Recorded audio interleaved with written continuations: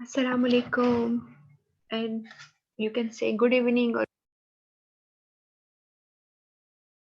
it's early in winters. You have sunset is just too early, and in Lahore it is, but in different areas it is different, but slight different.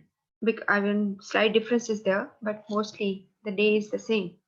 Okay, so the next set number two, we are revising this one. We are in the there are some rituals. Um, Rituals mean when you have to some religions or some faiths. तो जो हमारा education का faith यही होता है कि आप जब पढ़ाई कर लेते हो तो उसको रिवाइज करो, क्योंकि मेमोरी जो है वो इतनी ट्रस्ट वर्दी नहीं है, बिकॉज मेमोरी जो है वो आपको कहीं ना कहीं धोखा दे देती है। तो आप इसलिए रिवीजन बहुत ज़रूरी होती है। It's a ritual I would say. और सेकंड ये होता है कि आप रिवीजन में आपको ये भी ज़रूरी हो जाता है कि जैसे आजकल के दौर में रिवीजन इसलिए ज़्यादा ज़रूरी है कि पहले किसी ज़माने में लोग होते होंगे जिनका फोकस ऑफ अटेंशन जो है, अगर वो पढ़ाई करें तो बहुत पढ़ाई होता था। अब चूँकि मल्टीटास्कर हैं हम लोग, ठीक है ना? मल्टीटास्किंग करते हैं, एक वक़्त पे पता नहीं क्या कुछ करना होता है, जिसकी वज़ह से we forget things and sometimes we change our priorities temporarily या परमानेंटली या हमेशा थोड़ी देर के लिए कह लो, तो हमारी चीज़ें जो हैं वो हो जाती हैं। इसलिए मेरी अपनी एक ऑब्ज़र्वेशन है कि आजकल के जो बच्चे हैं, स्टूडेंट हैं, उनको रिवाइज़ कराना बहुत ज़रूरी है, और वरना वो ऐसे देखते हैं फ़िज़ा में जैसे कभी कुछ पढ़ा ही नहीं होता। तो टॉपिक हमारा कल कम्युनिकेशन था, कम्युनिकेशन कंपोनेंट्स हमने पढ़ लिए। कल थोड़ा-सा ज़िक्र था कम्युनिकेशन इन ऑर्गनाइज़ेशन का, और मैंने कहा था कि कल हम इसके बारे में डिटेल करेंगे। आज बड़ी इंटरेस्टिंग बात है कि आज हमने जो एमसीक्यूज़ करनी है ना, उसमें कुछ ऐसे भी हैं जो आपकी लॉजिक जो है ना, थिंकिंग जो लॉजिकल थिंकिंग है, उसको टेस्ट करेंगे। और आज हम 26 मैंने सिलेक्ट किए हैं आज के लिए। आप कहेंगे 26 क्यों? 25 क्यों नहीं? या 30 क्यों नहीं? क्योंकि हमें एक आदत हो गई हुई है ना? हमें एक आदत हो गई है, हम राउंडिंग इस तरह करते हैं। हम कहते हैं 10 हो या 15 हो, ये 11 क्या होता है? और ये जो है लाइक ये 17 है, ये 17 क्यों है? 20 क्यों नहीं है? तो आज मेरे पास 26 हैं। दे आर नीदर 25 नॉर 30, तो हम 26 करेंगे, क्योंकि मैंने उसमें कुछ 2, 3, 4 तो ऐसे भी आएँगे जो आपको समझाने फिर मुझे पड़ेंगे, जो कि आपके डेफिनिटली आइडिया आपको हो जाएगा। बट इस दे 3-4 जो मैं कह रही हूँ, they are particularly from CA के टेक्स्ट से हैं, लेकिन मैं आपको गाइड कर दूँगी और आपको याद रहेगा इंशाल्लाह। और बाकी जो है वो आपके जनरल कॉमन टॉपिक्स हैं, जो कि सबको आने चाहिए। तो जी और उम्मीद है कि आप लोगों ने पढ़ लिया होगा जो मैंने आपको कल गाइड किया था कि आप सिर्फ़ एडजस्टमेंट लेटर्स और आपको कहा था कंप्लेंट लेटर को एक दफ़ा रीड कर लो और देखो कि किस तरह से लिखे हुए हैं। और इसके अलावा आपके जो क्लाउड पे पड़े हुए हैं, जितने भी आपके मैंने आपको होमवर्क के तौर पर दिया था और आपने सॉल्यूशन लिखा हुआ है, वो करेंगे आप कर लो। कल आपको एक टास्क मिलेगा जो ज़रा थोड़ा डिमांडिंग है आपसे। कल हम एक क्योंकि मैंने आपसे कहा था कि मैं पास्ट जो इमीडिएट पेपर्स हैं ना, उनमें से ले रही हूँ जो मेरी एक्सेस में है। जैसे कि अभी मेरे पास राइटिंग स्किल के पेपर्स हैं, जो कि सीए के पेपर्स हैं, और that's a part of training actually. Training जो हम कराते हैं, उसके अंदर एक पेपर होते हैं, उन्हें एक्सटर्नल देने होते हैं एग्ज़ाम 40 मार्क्स के लिए। उसमें एक लेटर या रिपोर्ट उनको आती है, तो वो 15 मार्क्स का होता है। आपके पास 10-10 मार्क्स का होगा, इसलिए एग्ज़ामिनर जो है बहुत ज़्यादा आपको कहते हैं ना हाई स्टैंडर्ड आपसे एक्सपेक्ट नहीं करेगा, क्योंकि 10 मार्क्स के लिए आपने फॉर्मेट अगर अच्छा लिखा है, तो आपने बॉडी उस रिपोर्ट की जो खत की स्टार्ट एंड अच्छा लिखा है, रिपोर्ट का ऐसे किया है, तो आपके मार्क्स आपको मिल जाते हैं, ठीक है? तो चलते हैं, अब इसको स्टार्ट करते हैं। कम्युनिकेशन ऑर्गेनाइजेशन में क्या है? इस वक़्त जो आपको मिल रहा है, नोट्स मिल रहे हैं, आपने पहले भी इनको पढ़ा होगा बहुत से बच्चों ने। इसमें अ, कॉम्बिनेशन है। कुछ मैंने आपके नोट्स हैं जो सीए के स्टूडेंट पढ़ते रहे हैं हमेशा से कई सालों से, वो वाले कुछ ले लिए हैं, और कुछ लिए हुए हैं जो कि सीए की बुक से हैं, और थोड़ा-सा ऐड किया है जो कि हाटा मफी से रिलेटेड है। तो इट्स अ गुड कॉम्बिनेशन, लेकिन मकसद है कि आपको इन्फॉर्मेशन देना पूरी ऑर्गेनाइज़ेशन के कम्युनिकेशन के बारे में। तो पहला यहाँ पे लिखा है कि आप कम्युनिकेशन को क्या समझते हो?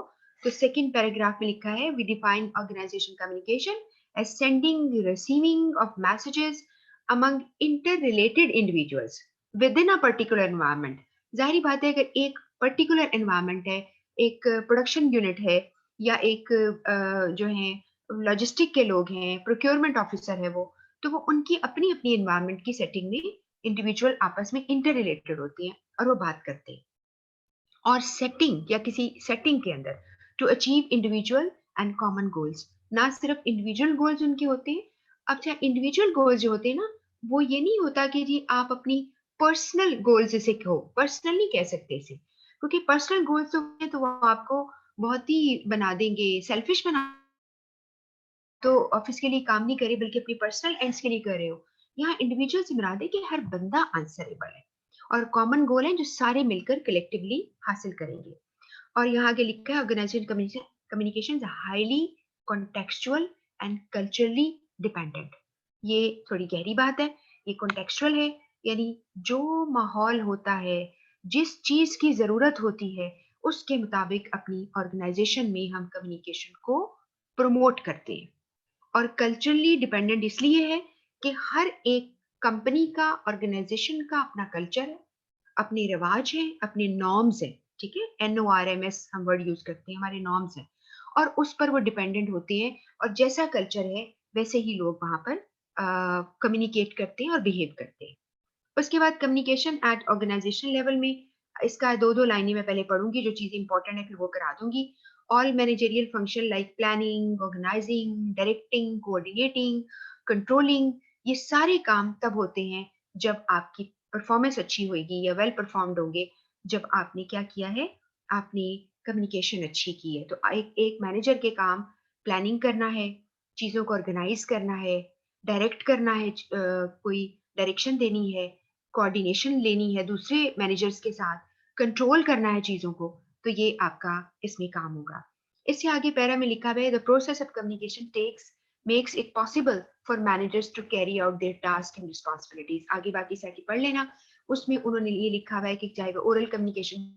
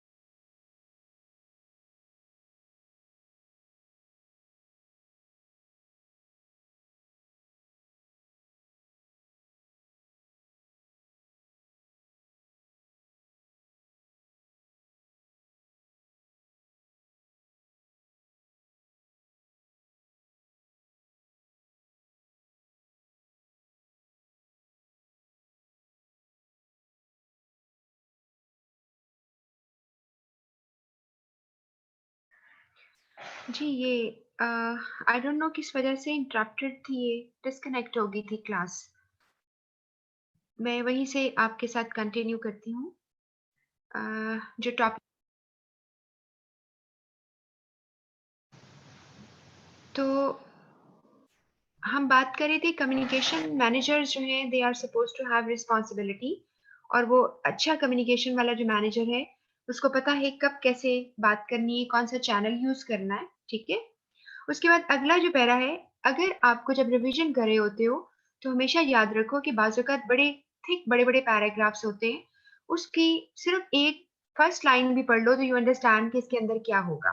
तो जैसे कोई स्कैटर्ड सिलेबस भी आप देखो इस पैराग्राफ में, तो आपको नज़र आ रहा है कि ये सबऑर्डिनेट को कम्युनिकेट करेंगे, ग्रुप गोल्स को आप करोगे, आप ओरल, रिटन हर तरह से कम्युनिकेट करोगे। तो दिस इज़ समथिंग जनरल, इसमें कोई ऐसी ख़ास बात नहीं है। नेक्स्ट में लिखा है communication connect the organization with the outside world. ये भी हम बात कर चुके हैं कि क्योंकि हमने ये इसमें पढ़ा था, और ये किताबें कहती हैं कि जो ऑर्गेनाइजेशन होती है, वो इंफॉर्मेशन प्रोसेसिंग सिस्टम है, जिसके अंदर इंफॉर्मेशन आती है एज एन इनपुट, और आप उसके ऊपर वर्किंग करते हो, और विद इन द कंपनी भी आप उसके ऊपर सारी वर्किंग कर लेते हो।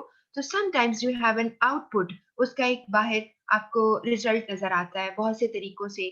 मसलन कंपनीज की रिपोर्ट्स होती हैं, वो इंडिकेट करती हैं कि कंपनी जो है वो किस यानी स्टेटस पे है, तरक्की कर रही है कि नहीं कर रही है। ये सारा कुछ जो है वो हमें रिपोर्ट्स के थ्रू नज़र आता है, और इसी तरह एडवर्टाइज़ करते हैं, मार्केटिंग करते हैं, तो इस तरह से नज़र आता है। तो आप अपने सप्लायर, कस्टमर, गवर्नमेंट अथॉरिटी से आप बात करते हो। दिस इज़ एक्चुअली सेकंड जो पैरा इसमें, ये जो आपको छोटा-सा पैरा है इसमें लिखा हुआ है। और उससे आगे लिखा है there is exchange of information which takes place within organization, between organization भी रहती है।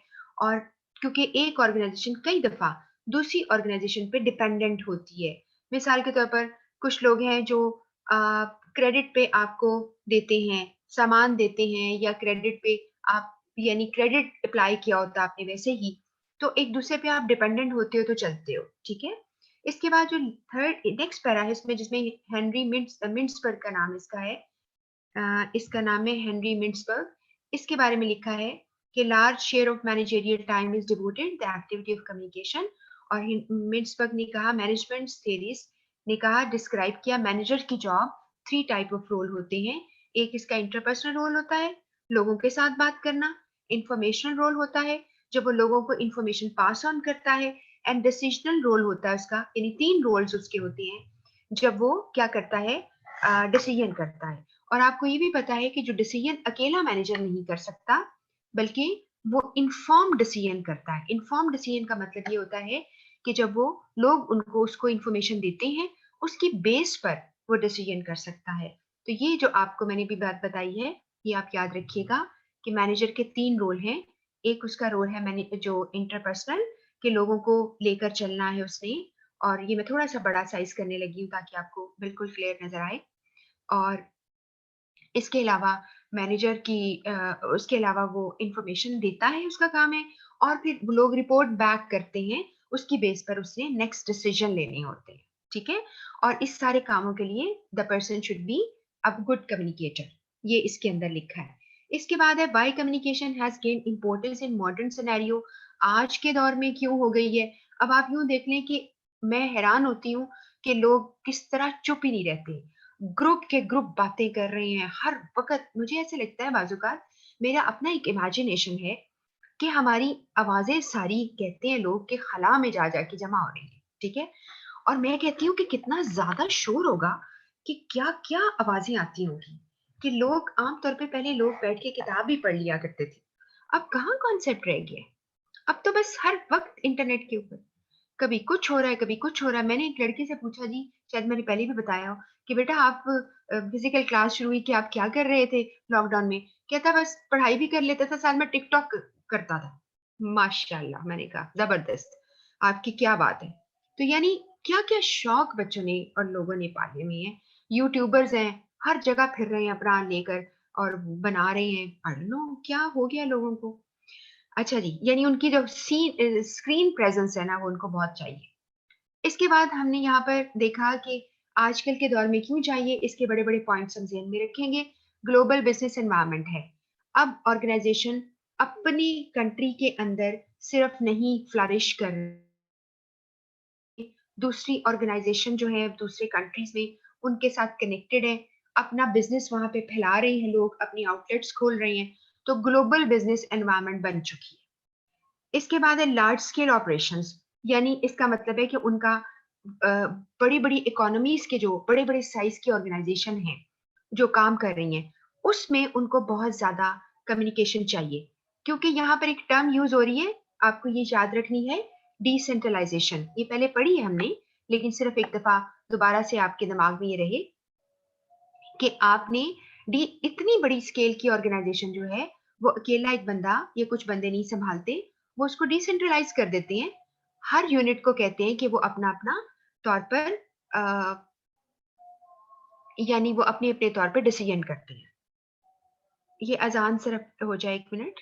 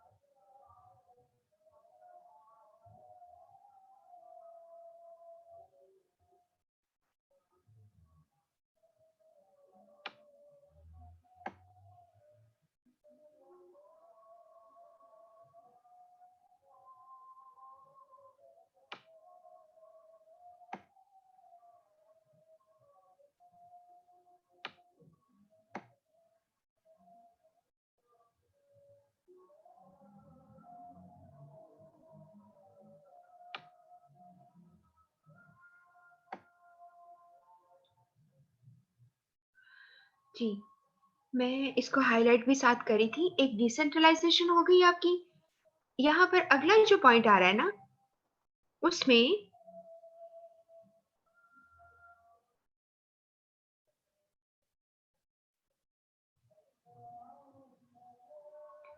जी एक सवाल आप कर रही हैं कि मुस्कान कि मैम एमसीक्यू है, business describe which part of communication barrier, which part of communication barrier business describe करता है, बायसनेस है, अच्छा बायसनेस कह रहे हो, I am sorry, biasness describe which kind of barrier.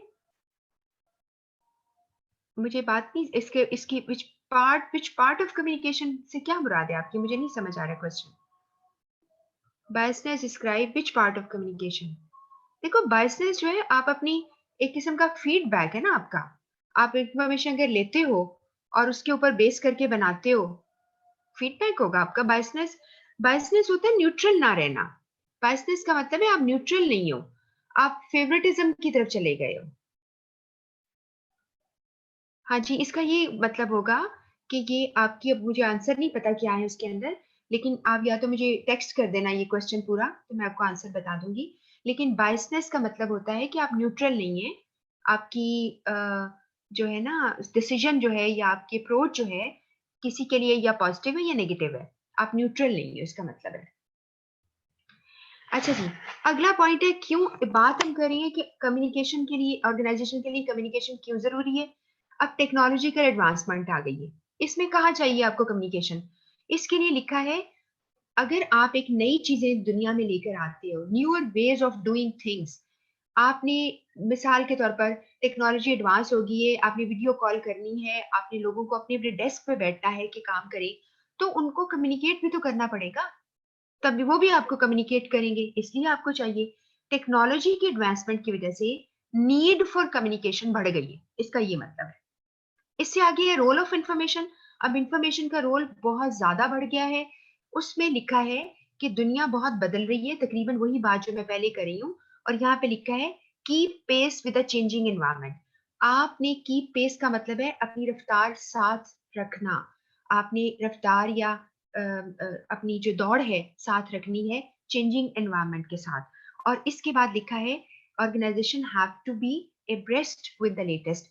एब्रेस्ट with the latest जो है ये एक काइंड ऑफ इडियम है, मुहावरा है कि लेटेस्ट चीजों के साथ, जैसे कीप पेस है ना, साथ रखना, भागना, ये भी इसका मतलब है लेटेस्ट के साथ साथ मुकाबला करना, चेंज के साथ खुद को चेंज करना। और आपकी इंफॉर्मेशन का, अब देखो ना आजकल के दौर में, अब आपकी कंपनियां क्या कर रही हैं, उन्होंने वेबसाइट के जरिए, ब्लॉग्स के जरिए, इंस्टाग्राम है, कोई ऐसा सोशल नेटवर्क नहीं छोड़ा जिससे कंपनीज आपके साथ कनेक्टेड नहीं है, फायदा उठा रही है आपका। व्हाट्सएप मैसेजेस अब तो आते हैं, अब तो आता ही नहीं टेक्स्ट मैसेज, व्हाट्सएप आता है कि जी फलां जगह ये हो रहा है, यहाँ सेल लग गई है, फलां हो गया है, ज्यादातर व्हाट्सएप आ रहे होते हैं। तो ये सारा कुछ जो है कंपनीज आर कम्युनिकेटिंग, और ये बहुत ही इजी एक्सेस हो गई है कस्टमर तक मिलना, ठीक है। उसके बाद है चेंज इन मैनेजमेंट स्टाइल। अब मैनेजमेंट स्टाइल खत्म, वो वाला कि एक बड़ा लीडर होता था, बैठता था, उसकी बातें मानी जाती थी। अब कौन सुनता है ब्यूरोक्रेसी को, अब कौन उसकी बातों को जानता है। तो वर्किंग स्टाइल आपके चेंज हो गए हैं। और नेक्स्ट, ये मैंने वर्किंग स्टाइल को किया है और आगे लिखा है सब्सटेंशियल चेंजेस आ गई हैं, बड़े लेवल पे चेंजेस आ गई हैं, और पार्टिसिपेटिव मैनेजमेंट हो गई है। अब मैनेजमेंट क्या करिए, ज्यादा पार्टिसिपेटिव, टीम वर्क का जमाना है। आपको लोग चाहिए जो कि आपको ज्यादा आपके साथ मिलकर काम करें, ना कि आप उनको डायरेक्ट करें। अब हर बंदा जो है वो लोडेड है विद इंफॉर्मेशन, उसके पास बहुत इंफॉर्मेशन है, किसी को किस चीज का नॉलेज है, किसी को किस चीज का नॉलेज है, तो वो आपके साथ शेयर करते हैं और आप उससे फायदा उठाते हैं। इसके बाद है नीड फॉर बेटर रिलेशन आ गए।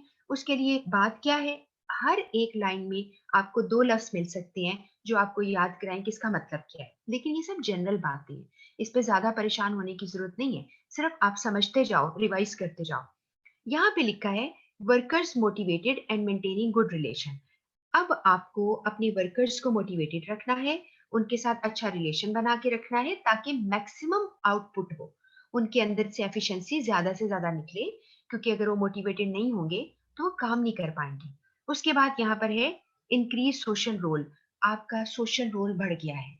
अब आपको कंपनीज को, ऑर्गेनाइजेशन को एज अ सोशल इंस्टीट्यूशन हम रिकॉग्नाइज करते हैं। आज का जो बिजनेस है, जब तक तुम लोगों से इंटरेक्ट नहीं करोगे थ्रू सोशल मीडिया, वो तुम्हें कैसे पहचानेंगे, उन्हें पता ही नहीं कि तुम कहाँ रहते हो, ये तुम्हारी ऑर्गेनाइजेशन क्या है, तुम्हारी बिजनेस क्या है। तो आपने लोगों का करना है, इंटरेक्ट करना है, तो आप।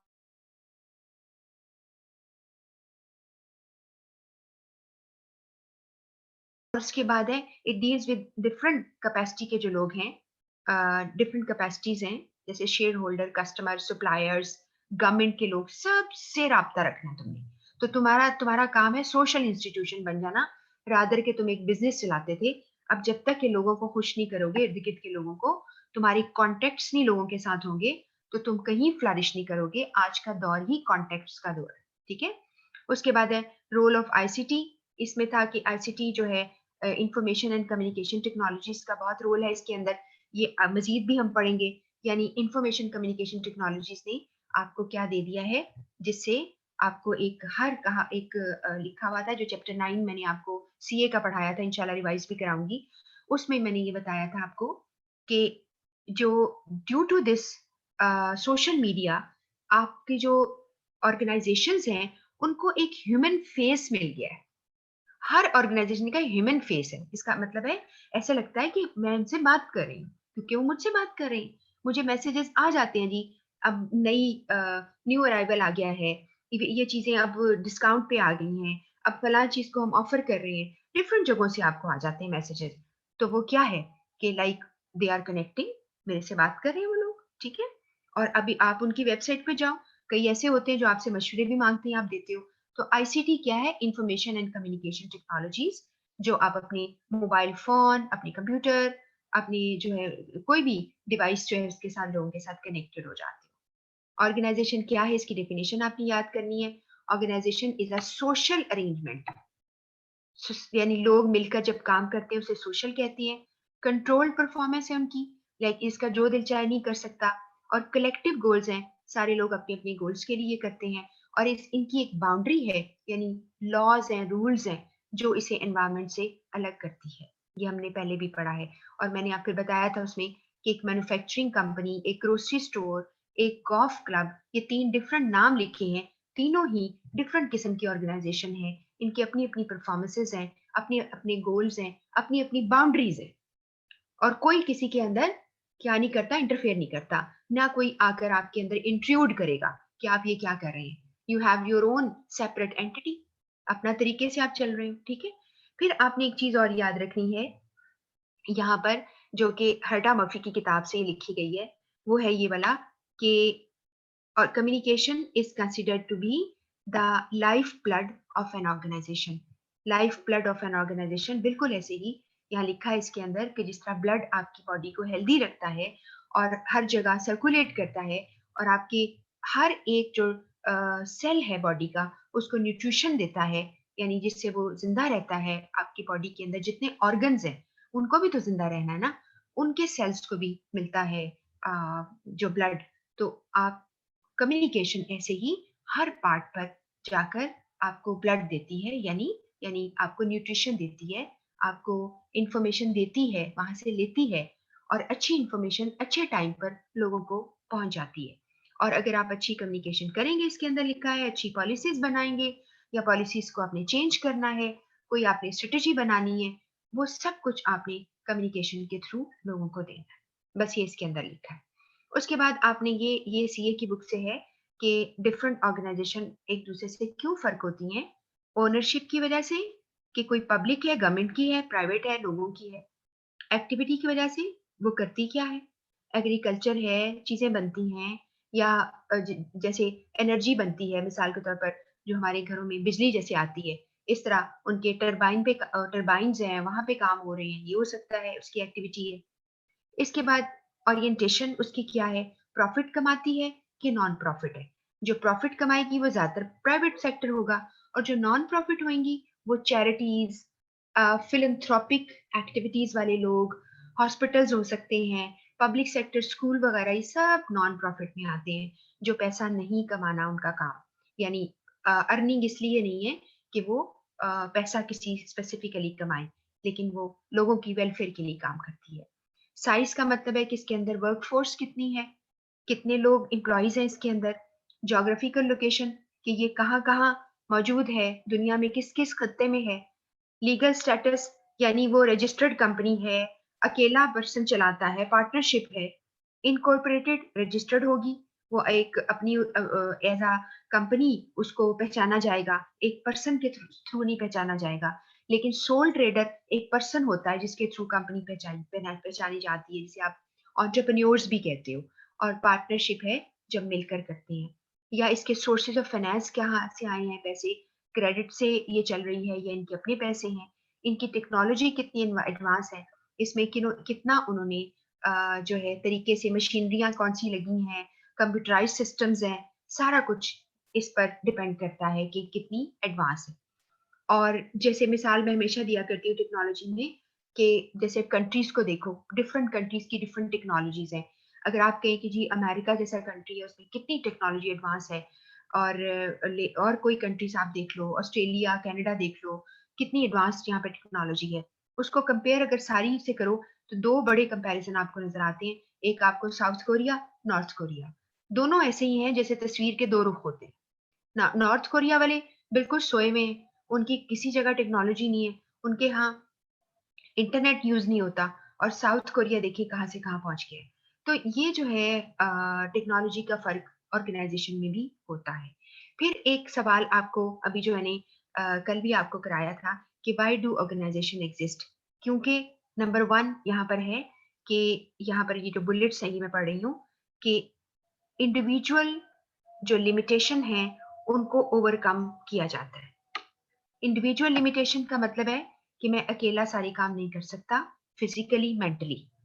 लिमिटेशन का मतलब है हदूद, एक हद होना, एक कमजोरी होना। और इसके बाद आगे लिखा है कि स्पेशलाइजेशन एनेबल करती है, यानी जो लोग जो हैं वो स्पेशलिस्ट लोग आके यहाँ पर इकट्ठे काम करते हैं, तो इसकी वर्किंग जो है पहले से बहुत ज़्यादा अच्छी हो जाती है। और तीसरा पॉइंट था सिनर्जीज़। सिनर्जी क्या था? आपको कल बताया था मैंने, यहाँ पे अ, यहाँ पे मैंने लिखा भी है, creation of a whole is greater than the sum of its parts. यानी होल कंप्लीट जो है, और इसकी मिसाल यही है, जैसे मैंने कल भी कहा था 1 और 1 11 होते हैं। अगर 2 लोग मिलके काम करें, तो बहुत ज़्यादा फ़ायदा अचीव करते हैं एज़ कम्पेयर टू अकेले-अकेले अपनी-अपनी ताकत लगाना, उससे हम वो चीज़ें नहीं करते।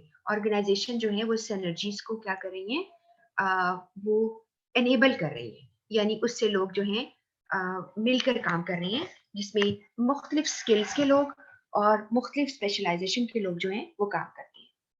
अच्छा, इसके बाद ये पता चला कि जब आप सारा मिलके काम करेंगे, तो लिखा हुआ है यहाँ पर इकोनॉमीज़ ऑफ स्केल, आपको लिखा नज़र आ रहा है? इसका मतलब पता क्या है? बहुत ज़्यादा तरक्की, बहुत ज़्यादा, यानी हाई लेवल की अचीवमेंट्स करना, इसको आप इकोनॉमीज़ ऑफ स्केल कहते हैं। तो कंपनीज़ जो हैं, वो मिलकर जब काम करती हैं, तो वो बहुत ही ज़्यादा अर्निंग कर रहे हैं, और एक बंदा जो है वो अकेला नहीं कर सकता। और इसीलिए कभी-कभार ऐसा भी होता है ना, कि इवन कंपनीज़ में सिनर्जी का ये भी कॉन्सेप्ट है, जो कंपनियाँ मर्ज हो जाती हैं। जब वो मर्ज होती है ना, एक बड़ी टेरिटरी बन जाती है, और फिर उनकी अर्निंग, उनका जो सेटअप होता है, उनका जो बिजनेस का, आप कह रहे हैं कि उनका जो बिजनेस की बाउंड्री बड़ी हो जाती है, ठीक है? वो दूर दूर तक लोगों के साथ उनका जो है बड़ी स्केल पे चले जाते हैं, तो इसको भी सिनर्जी ही कहते हैं। इसके बाद कम्युनिकेशन स्ट्रक्चर की बात थी, कि कम्युनिकेशन स्ट्रक्चर होता क्या है, और कम्युनिकेशन स्ट्रक्चर क्या है, उसके लिए मतलब था कि कुछ नेटवर्क्स हैं, ठीक है? 2 तरह के नेटवर्क का कॉन्सेप्ट है। एक नेटवर्क आपका है, बल्कि 3 तरह का। एक नेटवर्क आपने पढ़ा, जिसमें आपने देखा कि simply formal network and informal network है। आपने पहले भी पढ़ा है, चूँकि मैं रिवाइज़ करवा रही हूँ, तो मैं ज़िक्र कर सकती हूँ। एक आपने फॉर्मल नेटवर्क पढ़ा, जिसमें आपने लोगों को बताया, एक जैसे कल पढ़ा था ना, स्केलर चेन और चेन ऑफ कमांड, आपने लोगों को बता दिया कौन किससे बात करेगा। इनफॉर्मल, जिसमें आपने किसी को नहीं बताया, लोग अपनी मर्ज़ी से सोशलाइज़ कर रहे हैं, अपनी मर्ज़ी से बातें कर रहे हैं, कोई किसके साथ जा मिला है। और आपको याद होगा, आप अगर शुरू से मेरे साथ हैं, तो मैंने आपको पिक्चर्स दिखाई थी स्लाइड्स के ऊपर, जिसमें लोग एक दूसरे के साथ कान जोड़-जोड़ के, मुँह जोड़-जोड़ के गॉसिप कर रहे हैं। तो ये ऑफ़िसेज़ में बिल्कुल चलता है, और अगर ऑफ़िस में ना नज़र आएँ ऐसे बात करते, तो बाहर कहीं मिल लेते हैं। तो ये 2 नेटवर्क हो गए। फिर दूसरा कॉन्सेप्ट नेटवर्क का था, जिसमें आपने, अभी आज मैं आपको कराऊँगी, वो जो वाई नेटवर्क है और चेन नेटवर्क है, ये 2 हो गए। और तीसरा नेटवर्क होता है नेटवर्क ऑफ मिडल मैनेजर्स, के जो लोग मिडल लेवल पे काम कर रहे होते हैं। एक तो स्ट्रेटेजिक लेवल होता है, टॉप क्लास लेवल होता है, और एक मिडल वाले होते हैं मैनेजर, और वो सारे कामों को देखते हैं, और कहते हैं कि ऑर्गेनाइजेशन के प्लान्स को कंप्लीट किया जाए, और उनकी जो है स्ट्रेटजीज फॉलो की जाएं, और बड़े टैक्टिक्स के साथ वो इसको कंप्लीट करते हैं। और फिर एक सवाल बार बार जो कई जगहों पे लिखा हुआ है, एक उन्होंने कहा है, जैसे डायगोनल कम्युनिकेशन अभी पढ़ते हैं, तो diagonal communication is a blend of horizontal and vertical. और नेटवर्क्स जो ये पढ़े हो, जो सामने मैंने जो बताया है अभी आपको, ये वो वाला नहीं है नेटवर्क मिडल मैनेजर का, वो ब्लेंड होता है आपके पास फॉर्मल इनफॉर्मल कम्युनिकेशन का, ठीक है? तो ये 2 सवाल फर्क है। फॉर्मल इनफॉर्मल का ब्लेंड नेटवर्क्स होती है मिडल मैनेजर्स, और हॉरिजॉन्टल और वर्टिकल का ब्लेंड होता है डायगोनल। तो ये एक सवाल है, जो कि एक कॉमन सवाल है। उसके बाद यहाँ पर हम देखेंगे कि या ये जो मैंने हाइलाइट किया, different organization use different structures, और ये सब डिपेंड करता है उनके साइज के ऊपर, कि वो किस तरह का जो है उनको स्ट्रक्चर चाहिए, कौन किससे बात करेगा, कौन से वाली डिवीजन कितने वाले लोगों पर मुश्तमिल होगी, इसको आप स्ट्रक्चर कहते हैं। और उसके मुताबिक ही एक पैटर्न बना लेते हैं, कि कौन किसके साथ इंटरैक्ट करेगा। जैसे फॉर इंस्टेंस ये देखें, ऊपर जो लाइन छोड़ी है मैंने, सेकेंड अप्रोच, यहाँ पर pattern of interaction among people, ये भी आपको स्ट्रक्चर बताता है कि लोग एक दूसरे से बात कैसे करेंगे। और वो आपने पैटर्न पढ़े हैं, जो आज रिवाइज हम करेंगे, वो जो पैटर्न आपने कहा जी, वाई नेटवर्क, चेन नेटवर्क, ठीक है? तो वो भी पैटर्न्स हैं, जिसमें लोग एक दूसरे के साथ बात करते हैं। और ये सारे के सारे कौन ऑर्गेनाइज करता है? टॉप लेवल लोग। फिर उसके बाद एक और पॉइंट था, डायरेक्शन ऑफ कम्युनिकेशन क्या है? तो डायरेक्शन ऑफ कम्युनिकेशन के लिए ये ज़रूरी बात याद रखनी है कि डायरेक्शन ऑफ कम्युनिकेशन का कॉन्सेप्ट वहाँ पर आता है जहाँ पर हायरार्की या स्ट्रक्चर का कॉन्सेप्ट आता है। Hierarchy mean upper and lower level लोग, ठीक है? तो और स्ट्रक्चर अभी मैंने आपको बताया कौन कितने से लोगों से बात करेगा। यहाँ पर आगे लिखा है hierarchy is a system in which people और things are arranged according to their importance. ना सिर्फ इंपॉर्टेंस बल्कि according to their rank, according to their status, according to their position आप हायरार्की बना लेते हैं, ठीक है? और ये एक हायरार्की बड़ी सिंपल सी जो मैंने आपको पहले भी बड़ी दफा दिखाया है, जिसमें एक बॉस और उसके नीचे कितने सबऑर्डिनेट हैं, उसके नीचे कितने सबऑर्डिनेट्स हैं, ये एक हायरार्किकल ऑर्गेनाइजेशन है। अगर आप नीचे वाले सबसे नीचे वाली लाइन पे लोग देखते हो कि जो शायद ब्लू कलर और पिंक कलर इंडिकेट उन्होंने किया है, मेल फीमेल का शायद किया होगा, तो यहाँ पर अगर आप देखें तो आपको आप सोच सकते हैं कि जो सबसे नीचे वाले लेवल के लोग हैं, कभी उनको अपॉर्चुनिटी मिली होगी कि वो सबसे टॉप पर जो आपको नजर आ रहा है उसके साथ कभी बात की होगी। तो जितने ज्यादा टीयर्स, टीयर्स मीन लेयर्स और लेडर्स यानी सीढ़ियां, उसके स्टेप्स जितने ऊंचे होते जाएंगे उतना ही मैंने आपको बताया था उस स्ट्रक्चर को हम टॉल स्ट्रक्चर कहते हैं। ऐसे स्ट्रक्चर में सबसे नीचे वाले लोगों में मिसकम्युनिकेशन के चांसेस बहुत ज्यादा होते हैं। और जो टॉल स्ट्रक्चर होता है ना वो उसमें बहुत सारे लेवल्स आने की वजह से जो सबसे नीचे वाला पर्सन है वो बहुत डीमोटिवेटेड होता है और उसका मोरल बहुत डाउन होता है, ठीक है? उसका मोरल बिल्कुल डाउन होता है। उसके बाद आपने नेक्स्ट से था कि फॉर्मल इनफॉर्मल है, ये मैंने आपको पहले भी बता दिया। अब फॉर्मल क्या है, अब अगर आप देखिए गौर से, वो अप्रूव्ड ऑर्गेनाइजेशनल चैनल्स होते हैं, ठीक है? अप्रूव्ड ऑर्गेनाइजेशन चैनल्स को आप फॉर्मल कहते हैं, जो कि जो आपके हेड हैं, जो स्ट्रेटेजिक लेवल हैं, वो उनको करते हैं अलाउ। इसके बाद एक और लफ्ज आप याद रखिएगा, these channels are sanctioned officially. Sanction mean allow करना और किसी को यानी इस चीज की इजाजत दे देना, सैंक्शन कर देना, वो ऑफिशियली होते हैं। और इनको कैसे तुम देख सकते हो किसी ऑर्गेनाइजेशन में, उसके ऑर्गेनाइजेशनल चार्ट के जरिए वो आपको मिलेगा और वो बताएगा कि तुम्हारी पोजीशन कौन सी है और कौन से वाले रैंक में तुम आते हो। जो ऑर्गेनाइजेशन चार्ट क्या होता है अगली लाइन में, ये एक हायरार्किकल अरेंजमेंट को शो करता है, ठीक है? कि कौन किस जगह पे है और उसके रिपोर्टिंग सिस्टम को, रिपोर्टिंग का मतलब ये नहीं कि रिपोर्ट लिखना, रिपोर्टिंग का मतलब है कि कौन किसको रिपोर्ट करेगा काम करने के बाद, आंसरेबल उसको होगा, ठीक है? ये आपने याद रखना है। इसके बाद एक और टर्म आपने याद रखनी है जो कल भी आपने स्केलर चेन ऑफ कमांड कही थी, या खाली उसको चेन ऑफ कमांड कहते हैं। जैसे मैंने अभी आपको ऊपर डायग्राम दिखाई है, उसके अंदर आपको चेन ऑफ कमांड नजर आ रही है कि कौन किसको कमांड कर रहा है और कौन उसका सबऑर्डिनेट है। Subordinate is accountable, answerable. उसके बाद डायरेक्शन ऑफ कम्युनिकेशन की बात करें, वो कल भी मैंने आपको बताई थी, यहाँ पर जस्ट एक गुजार देते हैं, लेकिन आपको याद आ गई है। वर्टिकल अपवर्ड डाउनवर्ड होती है और हॉरिजॉन्टल जो है उसको लेटरल बोलते हैं, वो सेम लेवल के लोगों के बीच में होती है, ठीक है? और आपको अच्छी तरह पता है कि अपवर्ड क्यों होती है, डाउनवर्ड क्यों होती है, क्या सिचुएशंस हो सकती हैं जिसमें कि वो अपवर्ड करेगा तो आप यानी रिपोर्टिंग बैक करेगा। कोई आपने अगर किसी को इंफॉर्मेशन देनी है तो वो सीनियर जूनियर को करेगा तो वो डाउनवर्ड हो जाएगी। और डायगोनल जो था वो simultaneous combination of vertical horizontal, और या इसको ब्लेंड ऑफ वर्टिकल हॉरिजॉन्टल कहेंगे। और डायगोनल जो है इसको बिल्कुल कई लोग कहते हैं इनफॉर्मल है, ये बिल्कुल इनफॉर्मल नहीं है, ये फॉर्मल है। जब भी यहाँ पे मिसाल ली हुई है कि अब आप किसी ब्लॉकेज को बाईपास करते हो, यानी किसी ब्लॉकेज को आप बाईपास करते हो। ब्लॉकेज क्यों था कि एक जो सीनियर लेवल का बंदा छुट्टी पे है तो जूनियर वाले से कोई और डिपार्टमेंट का बंदा उससे इंफॉर्मेशन ले लेता है, और वो इंफॉर्मेशन इसलिए नहीं लेता कि उसको पर्सनल फायदा होगा, वो ऑर्गेनाइजेशन के फायदे के लिए करता है, ठीक है? ये मैंने आपको समझाया था। और एक मिसाल और दी थी आपको डायगोनल कम्युनिकेशन की, जिसमें ये कहा था कि अगर आप किसी टेक्निकल, ये लिखा हुआ है, टेक्निकल इनपुट किसी से लेते हो, मिसाल के तौर पर एक बंदा किसी और डिपार्टमेंट का जूनियर सीनियर कुछ है, तो आप उससे कहते हो कि आप आए क्योंकि उसने इस कैपेसिटी में कहीं काम किया हुआ है, आपको पता है कि वो आपको गाइड कर सकता है, तो आप उससे टेक्निकल इनपुट का मतलब है उससे मशवरा लेना, उससे काम लेना, तो आप उसे बुला सकते हो। और टेक्निकल का ये डायग्राम आ गया कि टेक्निकल जो है कोई भी जूनियर किसी भी सीनियर से बात कर रहा है, लेकिन किस लिए? ऑफिशियल कैपेसिटी में। फिर एक सब ये वाला मैंने आपको जब पहले भी पढ़ाया था, मैं फिर बताती हूँ। ये किसी इंडियन बुक से है और ये आपकी बुक्स में जब भी बुक्स छपी हैं ये जरूर जरूर बार बार आ जाता है।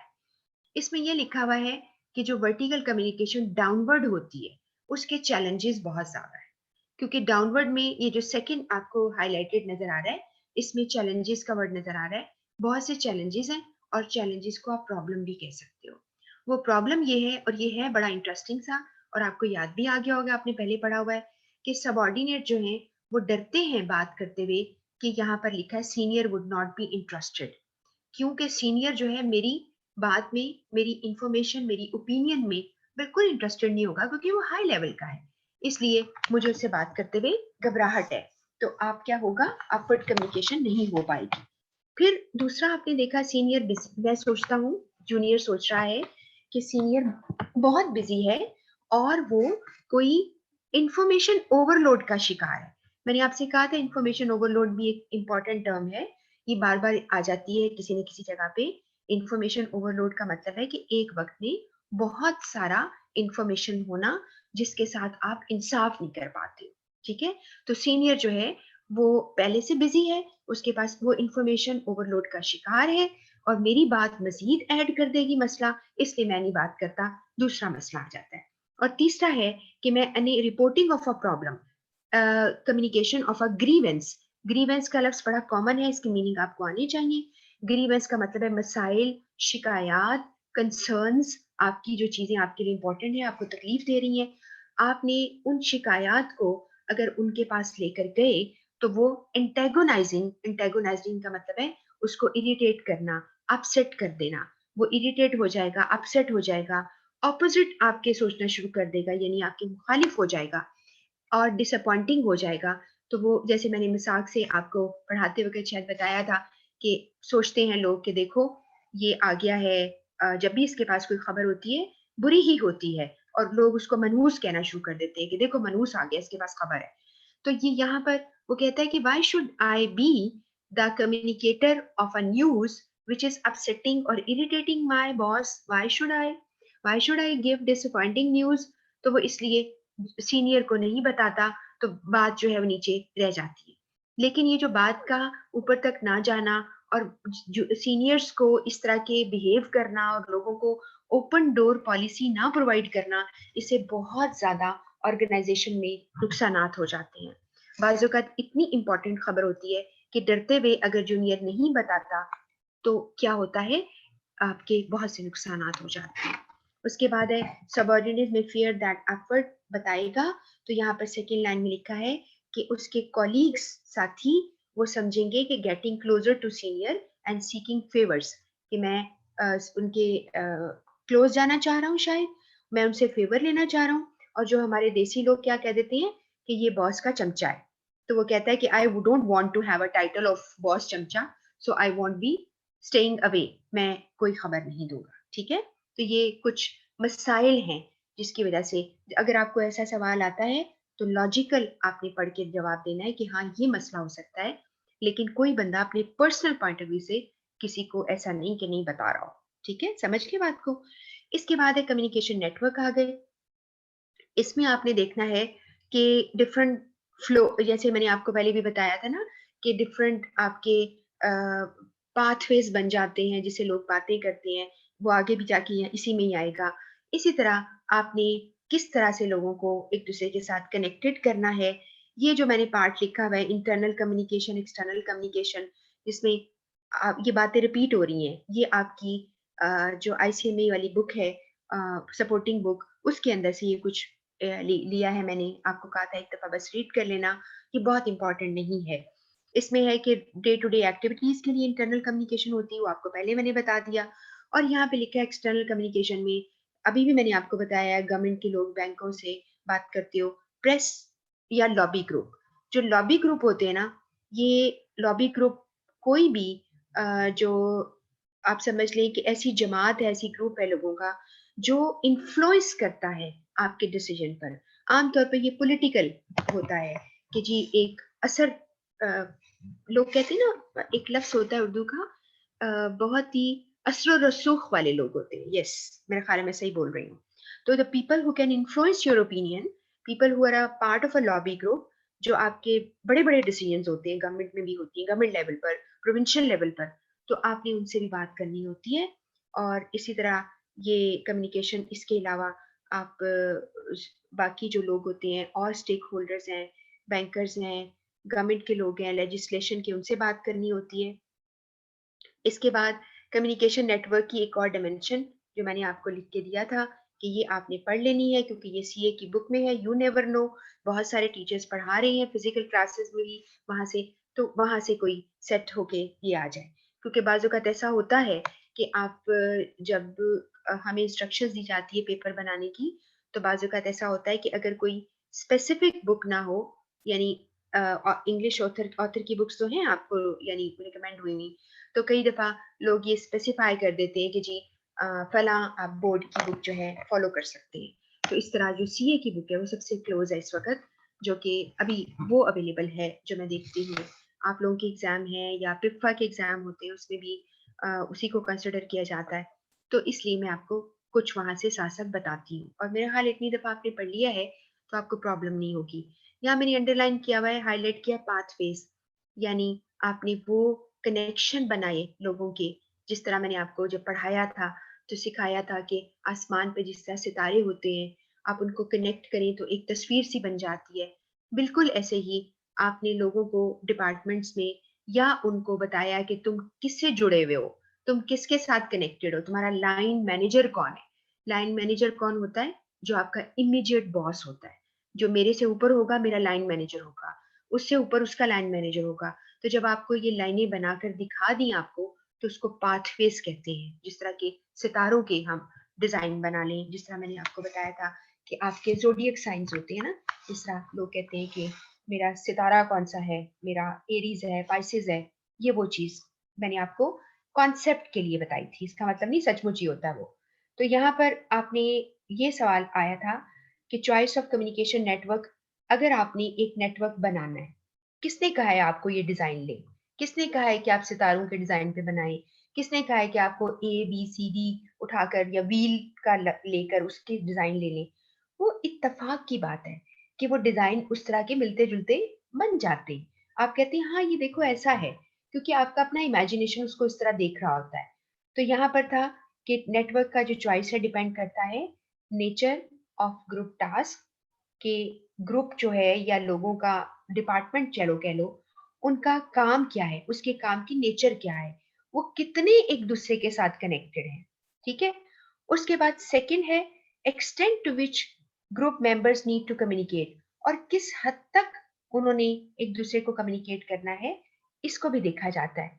उस पर हम बनाते हैं नेटवर्क्स को। और तीसरा है कि ये फंक्शन जो है वो कैसे करते हैं, वो आप डेफिनेटली रास्ते बना देंगे और उसके मुताबिक वो एक दूसरे के साथ मुंसलिक हो जाएंगे। अब यहाँ पर आप यहाँ से ये पढ़ोगे कि उनका काम है लोगों को कनेक्ट करना, टाइम पर खबर देना, फैसिलिटेट करना। ये आपको वैसे भी पढ़ोगे तो आपको समझ आ जाएगी, और ना भी पढ़ोगे तो आपको, मेरा ख्याल है इतनी कम्युनिकेशन जो आपको हो गई है उससे आपको अंदाजा हो गया है कि जो नेटवर्क है वो लोगों को आसानी देते हैं आपस में बात करने की। अब टाइप्स ऑफ नेटवर्क में फॉर्मल नेटवर्क के नाम हम आपको बताते हैं कौन कौन से हैं, और फिर हम इनफॉर्मल को भी देखेंगे। जी, आपने ये देखा, ये आपको पिक्चर मैंने दिखाई थी तब भी। इसको चेन या लाइन नेटवर्क कहते हैं। आपका दिल चाहे तो आप चेन को लिटा दें जमीन के ऊपर, सीधा करके दिखा दें, बात वही रहेगी कि ई डी से कनेक्टेड है, डी सी से है, सी बी से है, फिर ए से है। खबर ऊपर से आएगी, फैसला ऊपर से आएगा, दूसरे को कनेक्ट करेगा। अब मैंने जैसे एक मिसाल आपको देती हूँ, अगर आपके ज़हन में ये बात आ जाए कि एक ऑर्गेनाइजेशन में बस एक बंदा काम करेगा, नहीं, इसका मतलब ये नहीं है। इसका मतलब है कि सिर्फ आपने उस लाइन को हाईलाइट किया है, यानी आपने उस लाइन को शो किया है जो आपस में आंसरेबल है एक दूसरे को जवाब देने का। मिसाल के तौर पर मैंने आपको मिसाल दी थी, जैसे इंटरमीडिएट बोर्ड के हेड हैं, आप उसको शायद सुपरिटेंडेंट कहते हैं। उन्होंने कॉलेज के प्रिंसिपल्स को, ये बी प्रिंसिपल है एक कॉलेज का, और भी कई होंगे, लेकिन एक मैं आपको चेन दिखा रही हूँ। उसमें एक प्रिंसिपल को बताया कि आपका पेपर किस तरह से अब आएगा, सेट होगा, उसके लिए आप इंस्ट्रक्शन दे दें कि आपके जो टीचर्स हैं, जो कि ये देखें, ई पॉइंट पर आ रहा है टीचर, ये बेचारा यहाँ बैठा हुआ है, ठीक है, ई, इसको आपने इंस्ट्रक्शन इससे काम करवाना है, और उसने आपको एक मॉडल पेपर बना के देना है, ठीक हो गया। और उसमें क्या क्या होगा, आपने अपने प्रिंसिपल्स को बताया, प्रिंसिपल ने अपने वाइस प्रिंसिपल को बता दिया और फारिग हो गया कह के, और वाइस प्रिंसिपल ने डिपार्टमेंट हेड को बुलाया। अब डिपार्टमेंट हेड ने काम करना है और उसने इकोनॉमिक्स के टीचर को बुला लिया। इकोनॉमिक्स का टीचर जो बताएगा वो उसको बताएगा, वो उसको बताएगा, वो उसको बताएगा। आपने सिर्फ एक लाइन अभी दिखाई है, इस तरह बहुत सारी लाइनें और भी होंगी इस तरह की। तो यहाँ पर एक specifically who is responsible to connect और टू आंसर। और ये जो वाई नेटवर्क था, इसका सिर्फ हमने नीचे डिटेल आएगी अभी, और आपके पास नोट्स में है, एक दफा रीडिंग जरूर कर लेना, लेकिन मैं इसका जनरल व्यू आपको अभी सारा बता रही हूँ। जो आपका चेन नेटवर्क है ना, इसमें बहुत ही ज्यादा हायरार्किकल सिस्टम है, और इसमें ऊपर से नीचे तक चूंकि बहुत लेयर्स आ गई हैं, इसलिए नीचे वाले लोगों का मोरल डाउन होना, और नीचे वाले जो लोग हैं इनका अ, यानी जैसे कहते हैं ना कि कनेक्शन ना होना सीनियर के साथ होता है, और उनको किसी काम में नहीं पूछा जाता, टॉप वाला हमेशा फैसले करता है।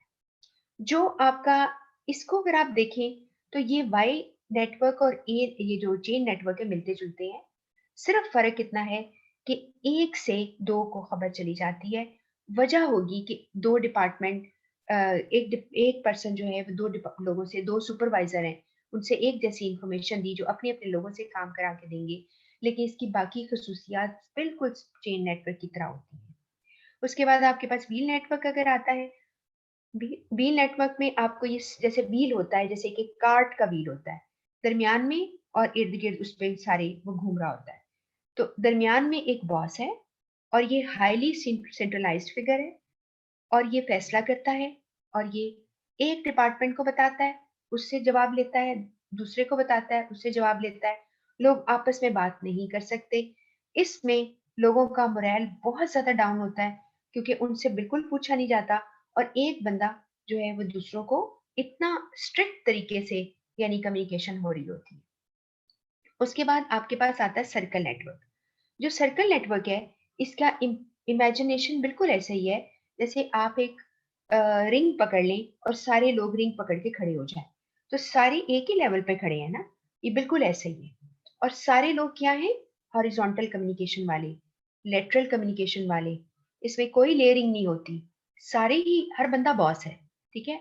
और ये ऐसे काम कब होते हैं, ये तब जरूरत पड़ती है जब आप एक कोई कंपनी खोल लें, जो कि कोई आर्टिस्टिक है, आर्किटेक्ट लोग हैं सारे, और इसके अलावा आप कह सकते हो कोई लोग हैं जो कि आपको कंसल्टेंसी देते हैं, ठीक है, जैसे सारे लॉयर हैं, या एक सारे डॉक्टर्स हैं।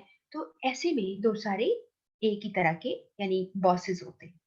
ऐसे में इनका मोरल तो बहुत अप होता है, लेकिन सिर्फ एक प्रॉब्लम है कि इसमें डिसीजन मेकिंग बहुत स्लो हो जाती है, क्योंकि हर बंदा पार्टिसिपेट कर रहा है ना इसके अंदर, और काम भी स्लो हो जाता है। ऑल चैनल नेटवर्क को ओपन नेटवर्क या स्टार नेटवर्क कहते हैं। हर बंदा हर बंदे से बात कर सकता है, फ्री एंड ओपन है, कोई किसी का आंसरेबल नहीं होता। लेकिन ये कब होता है, जब फिर वही बात है कि कोई आप टीम वर्क कर रहे हैं जिसमें इनोवेशन करनी है, नई चीज आपने लेकर आनी है, वहां पर आप लोगों के दिमागों को बंद नहीं कर सकते, ठीक है। तो उससे आप उनसे ये करते हो। इसकी डिटेल सारी ये नीचे लिखी हुई है, आपको पहले एक दफा सारी पढ़ाई थी, आपको मैंने जुबानी सारा बता दिया है कि चेन नेटवर्क की बहुत हायरार्की है, बिलो तक कम्युनिकेट करते हैं, नीचे वाले लोग मोटिवेटेड नहीं होते और अपने आप को आइसोलेटेड फील करते हैं, इसकी लास्ट लाइन में लिखा हुआ है। और यहाँ पे बॉस कमांडिंग होता है, लीडर फैसले करता है। वाई नेटवर्क बिल्कुल सब कुछ वही करता है, हर चीज वही है, सिर्फ इतना है कि एक से दो में इंफॉर्मेशन जाने की वजह से ये फास्टर देन चेन नेटवर्क हो जाता है, फास्ट फास्ट हो जाती है।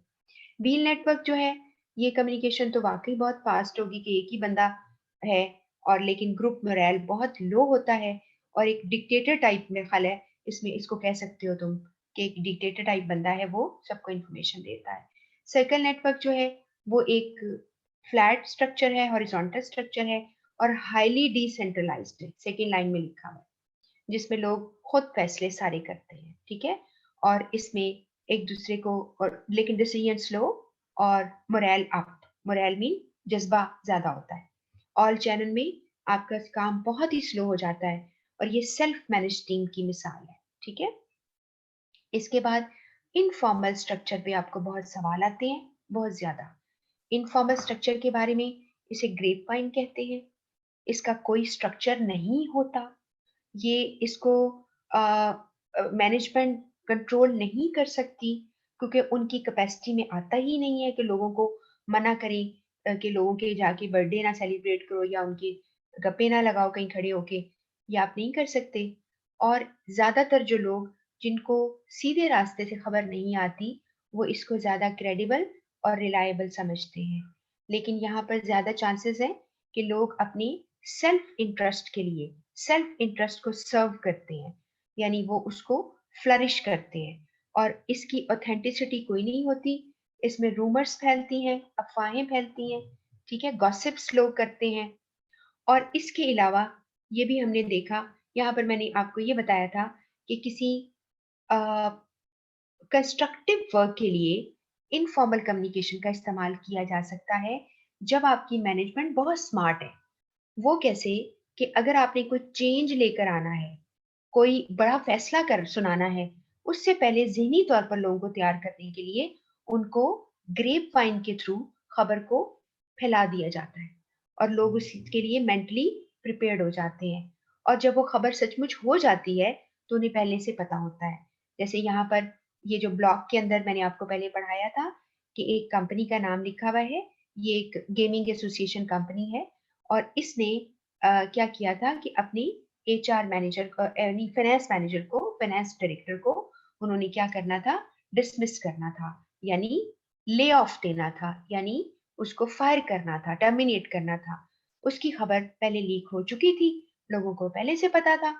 फ्राइडे को उन्होंने अनाउंस किया कि मंडे से अब हमारे साथ काम नहीं करेंगे, लोगों को पहले से पता था। तो अगर कहा ये जाता है, इसमें लिखा हुआ बड़ी काम की बात, कि अगर ये सही निकले खबर तो ये एफिशिएंट होती है क्योंकि तेजी से फैलती है, लेकिन अनफॉर्चुनेटली ये बहुत हार्मफुल होती है, ठीक है। यहाँ पर मैंने थोड़ा सा कहीं और से मटेरियल उठा के यहाँ डाल दिया था कि इंफॉर्मेशन जो ग्रेपवाइन है ना, ये अनडॉक्यूमेंटेड होती है, इसलिए इसका कोई कहते ना अता, यानी आप किसी को कहते ना किसी का इसका कोई वो नहीं है, बेस नहीं है इसकी। और बहुत सारी चीजें जो हैं वो आपकी गलत भी होती हैं, लेकिन किस वक़्त लोग ज़्यादा इसे क्रेडिबल समझते हैं, ये लिखा हुआ है क्रेडिबल, रिलायबल, जब उन्हें इनसिक्योरिटी हो, जब उन्हें अनसर्टेनिटी हो, जब उन्हें थ्रेट्स हो, उन्हें लगे कि अब मुझे भी फारिग कर दिया जाएगा, तो बजाय इसके कि वो उसका इंतज़ार करें, लोगों से खबरें इकट्ठी करना शुरू कर देते हैं, क्योंकि वो इनसिक्योर हो चुके होते हैं कि उस डिपार्टमेंट में पहले भी उन्होंने लोग फारिग किए, ठीक है? तो ये इसमें सारा था, बस इसका मेरा ख्याल है दिस इज़ द एंड और कंप्लीट हो जाता है ये टॉपिक, आई होप जी। तो आपका ये टॉपिक खत्म हो गया। अब हमने इस वक़्त पहले आपको करवानी है 26 है वो, ठीक है? और उसमें 3-4 तो आपकी असेसमेंट हो जाएगी अभी की अभी कि जी आपको आता भी है कि नहीं। और 2-3 ऐसे होंगे जो ज़रा ऑफ द वे होंगे, लेकिन मैं आपके साथ रहूँगी, आपको बताऊँगी आंसर्स के अंदर। मैं कल की तरह ही हम करेंगे, आप खामोशी से इनको करते जाओ, ठीक है? ताकि मैं फिर इसमें टाइम बहुत ज़्यादा वरना लग जाता है। आप उसको करें और फिर मैं आपको इसका सॉल्यूशन साथ-साथ गाइड करती जाऊँगी। जी, अभी आपने व्हील चेन नेटवर्क अभी फ्रेश पढ़े हैं और फिर वही बात है कि अगर आपका किसी ने पेपर सीए की बुक से सेट किया, तो तब ये सारे वहाँ पढ़ेंगे। लेकिन अगर कोई इधर-उधर से कर लिया, तो फिर शायद आपको ये सवाल ना पूछा जाए। बट हम तैयार कर लेते हैं, हमने पढ़ लिया है। जी, सबसे पहले सवाल आ गया, इसको करें। अब ये एक्चुअली इस वक़्त मेरे पास सेट ऑफ 40 का है, लेकिन इस वक़्त मैंने 26 जो है वो आपको करानी है, क्योंकि वो मैं डिस्कस नहीं कर पाऊँगी वरना। जी, स्टार्ट कर लिया आपने? पेन पकड़ लें अपना हाथ, पेंसिल और नंबरिंग करते रहा करो और लिखते रहा करो, ए, बी, सी, डी, ताकि तुम्हें पता चले कि क्या आंसर था और क्यों आपका गलत हुआ।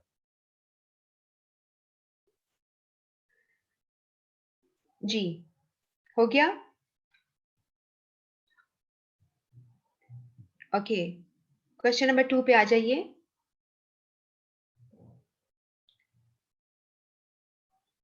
अभी जो मैंने बोला है उसके ऊपर ही है।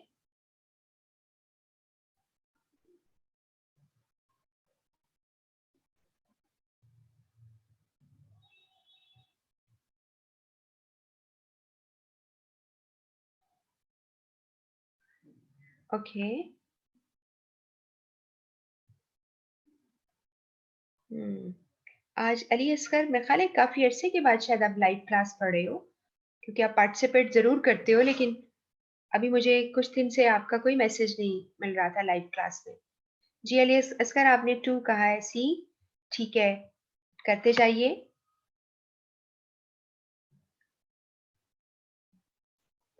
ये मेरे ख़्याल एक आध सवाल है जो आपने यकीनन पहले किया हुआ है।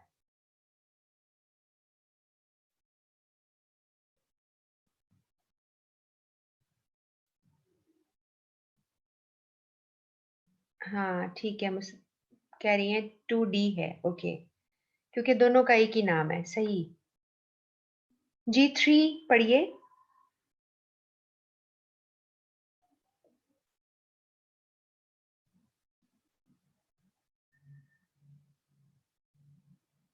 ये थोड़ा ट्रिकी सवाल है, ध्यान से पढ़ के लिखिए।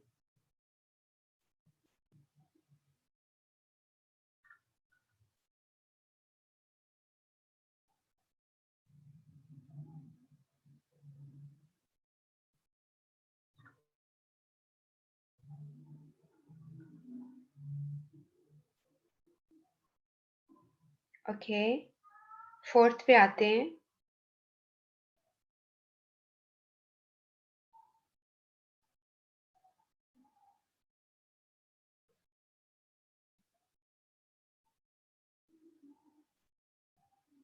यहाँ पे अगर आपको लफ्ज़ों की मीनिंग आती है तो आपका आंसर ठीक होएगा।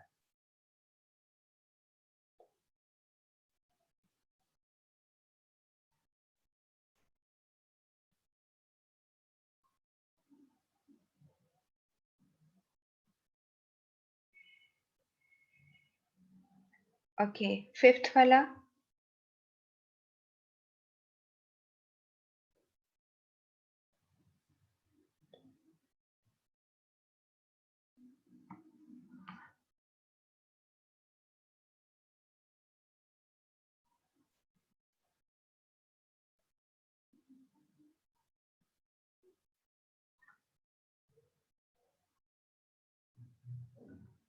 जी, 6 वाला, इसमें एक टर्म इस्तेमाल हुई है एम्पायर बिल्डिंग। ये मैंने वैसे आपको पढ़ाई भी है, लेकिन मैं अभी गाइड भी कर दूँगी आपको बाद में।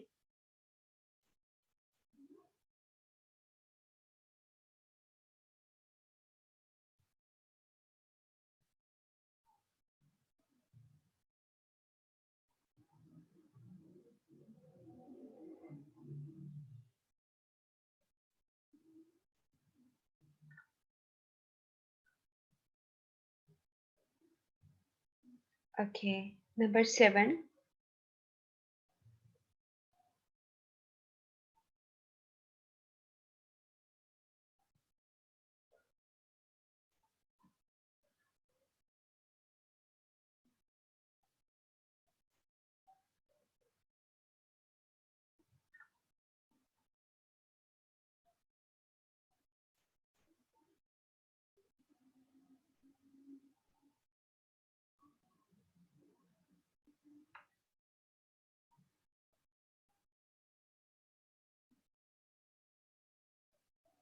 जी, नंबर 8।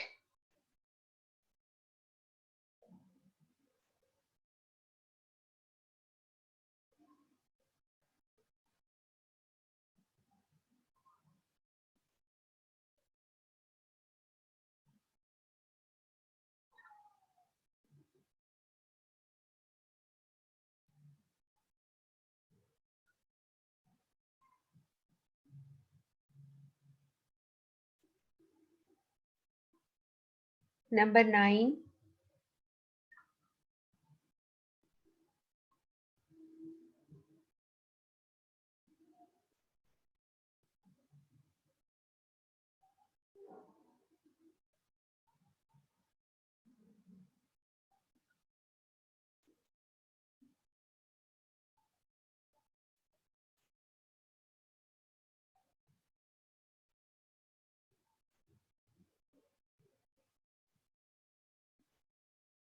Number 10.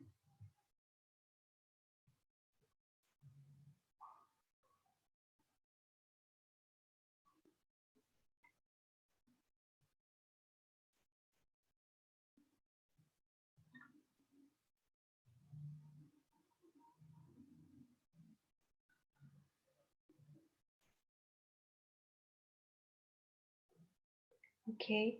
Number 11.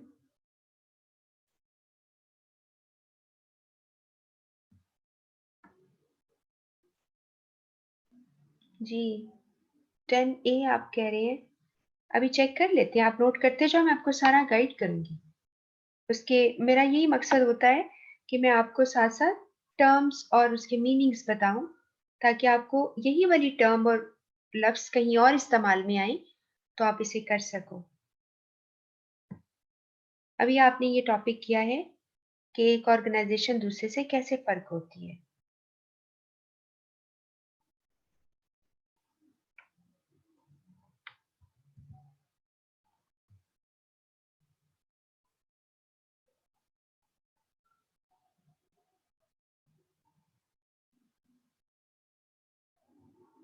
अच्छा, आपका ख़ैर है 11 आप कह रहे हो डी।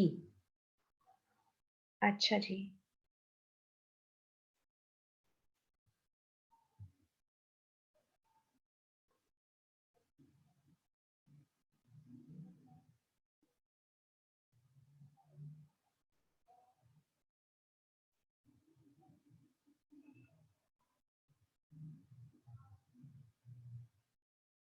क्योंकि बिज़नेस मैसेजेस जो हैं वो अ, आम कम्युनिकेशन से फ़र्क होते हैं ना?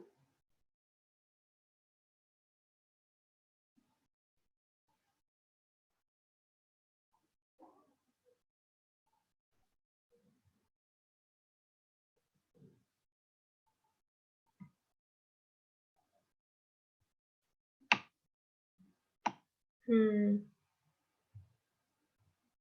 गुड। अच्छा है आपकी मेमोरी भी, जो बच्चे मुझे जो आंसर करके दिखा रहे हैं, उनकी अच्छी मेमोरी जो है वो उसका टेस्ट हो रहा है, दैट्स गुड, आपको याद है।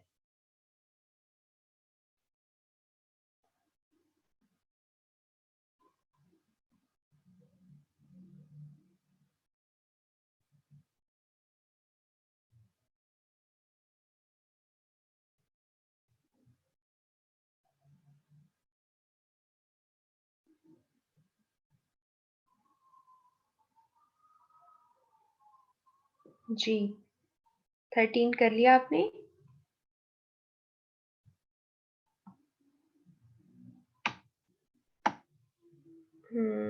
सही है। मुस्कान, आपका आंसर ठीक है। 14।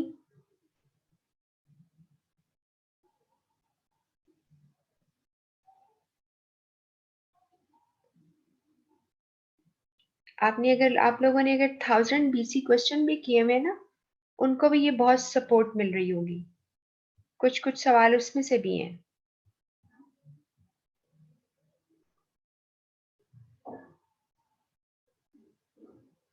जी, 15 नंबर, इस तरह का सवाल हमने पहले भी किया था और मैंने आपको गाइड किया था इसके ऊपर।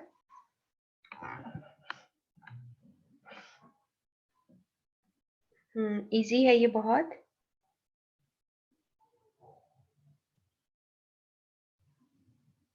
ठीक है। 16।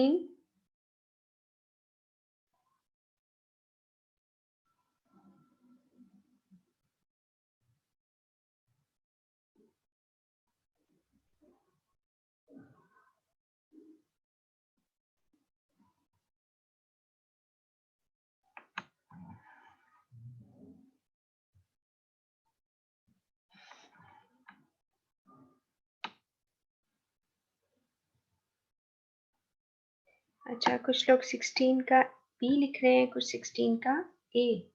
अली असगर ने बी कहा है, मुर्तजा ए कह रही है। अच्छा, देखिए मैं आप जब आपको इसका सोल्यूशन बताती हूँ, प्लीज इसको याद भी रखिएगा। ये कुछ ऐसे टॉपिक है बहुत इंपॉर्टेंट है। फिल्टरिंग, नॉइज, इस पे आपको सवाल जरूर आते रहेंगे। 17, ये आसान है बहुत, आना चाहिए सबको, ठीक होना चाहिए सबका।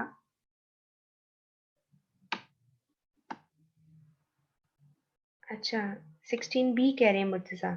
ओके, ठीक है।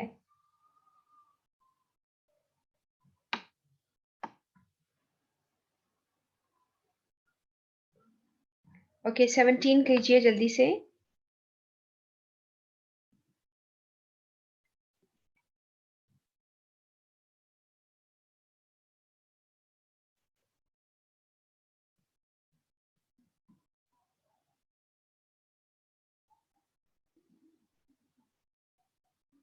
एटीन।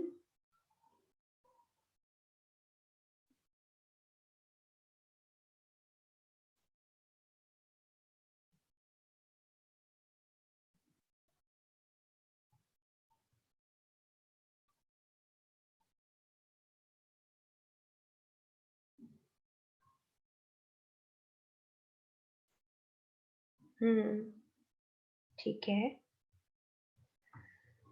19।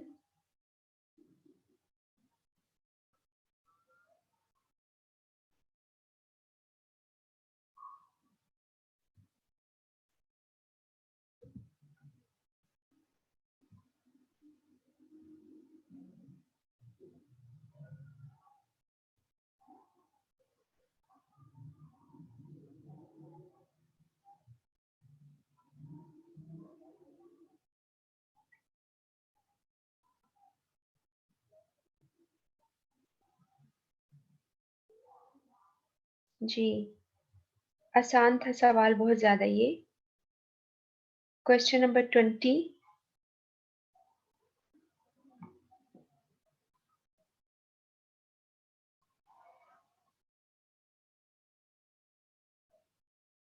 ये भी इजी है, बहुत इजी है।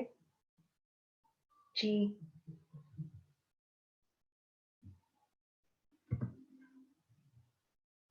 क्वेश्चन 21।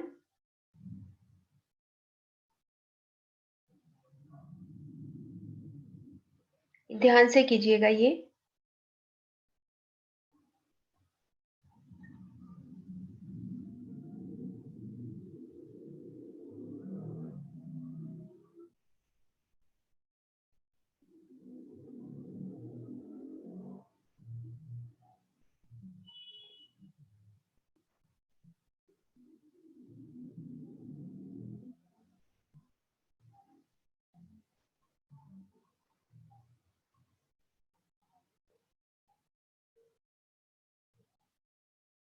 हम्म 21 सी आपका आंसर है। अच्छा।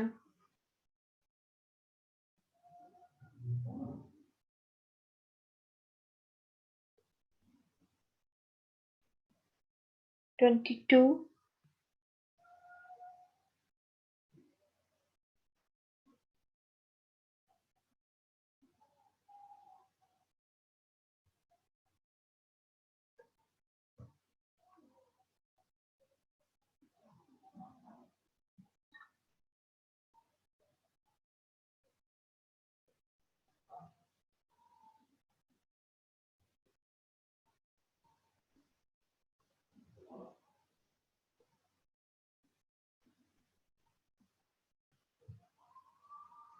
22 का आंसर आप डी कह रहे हैं, ठीक है।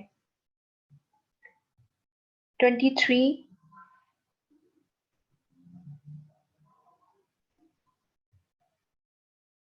इसको एक जगह पे लाने की कोशिश करती हूँ मैं। लंबा सवाल थोड़ा सा। जी।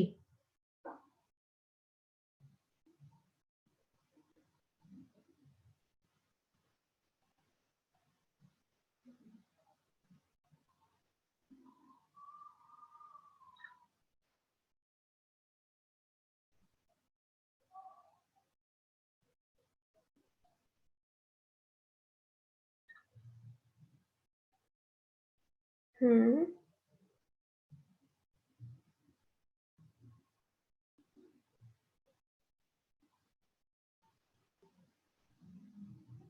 ओके। 24। ये जरा थोड़ा आपके लिए इंटरेस्टिंग सवाल है, लेकिन इतना चैलेंजिंग नहीं है।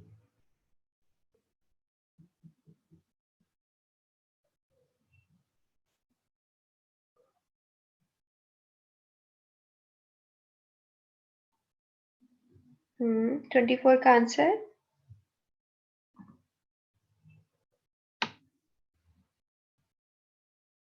ओके।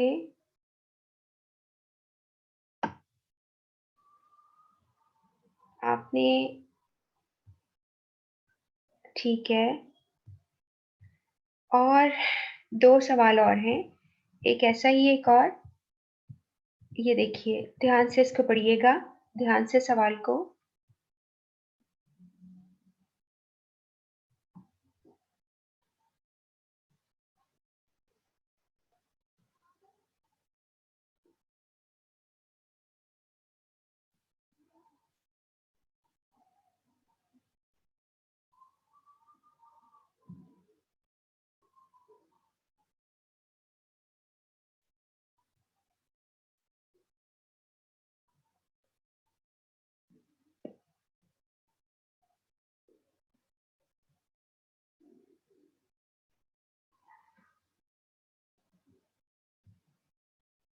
जी, 25 का आंसर आप कह रही हैं सी है। ओके।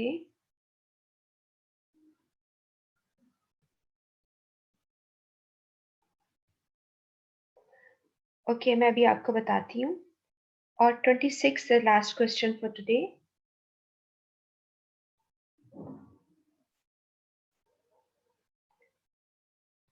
अब आप इसको पढ़ लें जरा, फिर मैं आपको क्वेश्चंस दिखाती हूँ। इसमें भी अनफिटिंग स्टेटमेंट निकालनी है आपने।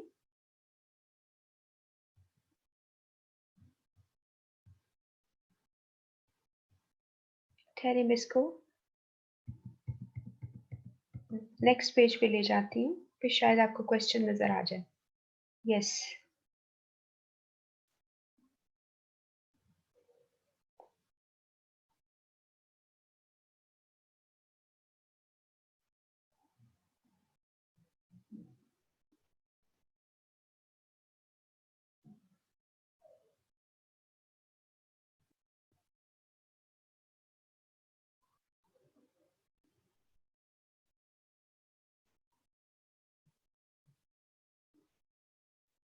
जी, कर लिया आपने?